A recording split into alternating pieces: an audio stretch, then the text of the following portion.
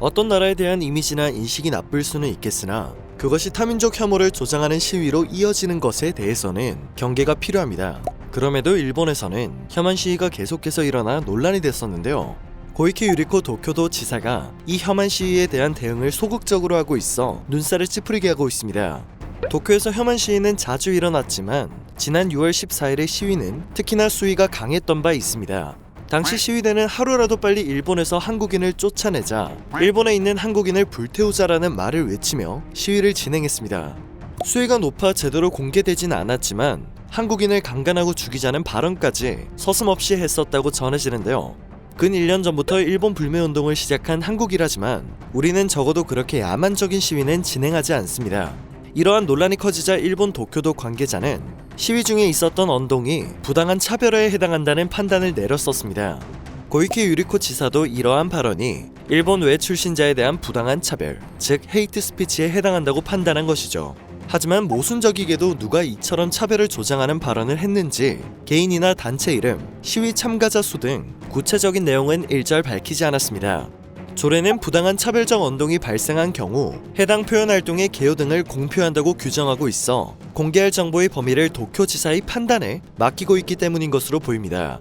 즉 도쿄지사는 4개월이 지난 지금까지 시위가 진행되며 발생했던 문제들에 대해 제대로 된 처벌을 내리지 않고 있는 것입니다. 행정당국이 혐한 시위가 잘못된 행동이라는 판단을 내렸다는 점에서는 의미가 있겠지만 명백한 차별 발언 등 문제가 있는 부분에 대해 4개월이 지나서야 판단 내용을 공개하고 누가 그런 행위를 했는지도 공표하지 않아 예방 효과 등 실효성은 굉장히 적을 것으로 예상됩니다. 혐한 시위를 벌인 단체가 이러한 솜방망이 처벌을 받고 경각심을 느낄 수 있을지 의문이 드는데요.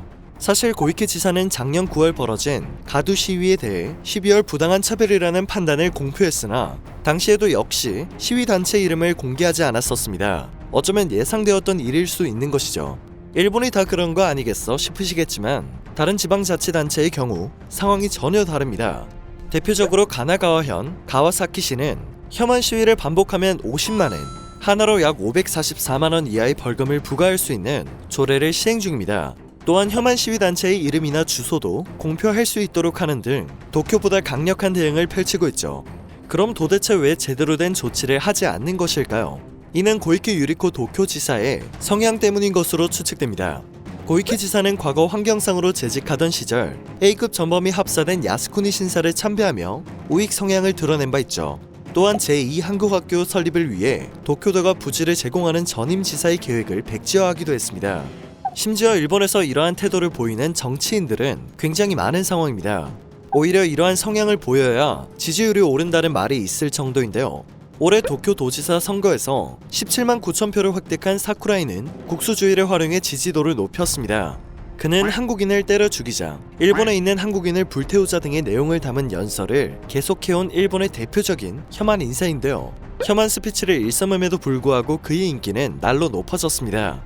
전문가들은 기존 정당이나 엘리트층에 대한 불신이 확산되고 세계화가 진행되는 가운데 스스로의 정체성에 불안감을 느끼는 사람들이 늘어난 것을 극우 정당 지지의 원인으로 지목했습니다. 또한 일본 내에 퍼지고 있는 국수주의와 배회주의, 그리고 혐한에 대한 경계가 필요하다는 견해를 밝혔죠. 한국은 지속적인 혐한 정치를 두고 개인의 지지율 인상을 위한 무책임한 정치인들의 행태에 강한 유감을 표했습니다. 혐한 시위 자체에 대해서도 문제가 있다는 입장을 보였죠. 이처럼 도를 넘은 혐한 시위는 일본의 이미지를 나쁘게 하는 것은 물론 그들의 수준까지 의심하게 만들고 있습니다. 오늘은 고이케 도지사의 혐한 시위 처벌에 대해 알아봤는데요. 내용이 정보가 되셨다면 그것만으로도 감사드립니다.